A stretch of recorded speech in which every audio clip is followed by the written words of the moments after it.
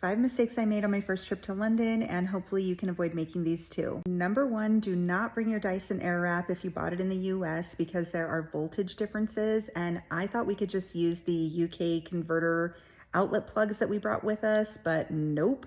There was a zap and a spark when we tried to plug it in and turn it on, and I'll just leave it at that. Number two, do not wear leggings unless you want to stand out. I felt like I was the only tourist wearing leggings. It was only one day. I wore cutesy dresses or jumpers the other days, but one day I wore leggings and a t-shirt and sneakers, and I felt like I was literally the only tourist wearing leggings. The only other people wearing leggings were people who were actually out running, so lesson learned. Number three, this wasn't a mistake that I made, it was more just something I didn't know, but apparently they don't stamp your passport anymore upon entering the UK, which I was really disappointed because I was so excited as a first timer to England, to Europe, to get my passport stamped, and nope, they don't do that anymore. Number four was not pulling cash out earlier in the trip. I mostly felt like we needed it at restaurants for tipping.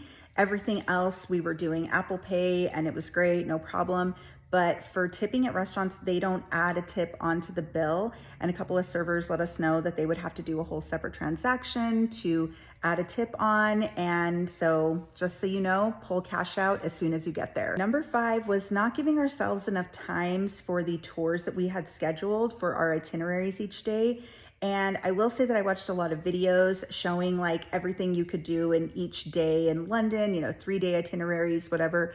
And I do feel like they're lying to you. If you're somebody who likes to take the time and really enjoy the tour and really enjoy the history of it all and take it all in and learn, then a lot of those itineraries are not realistic. But I think those itineraries are more catered to people who just want to go outside and like do their Instagram videos or whatever.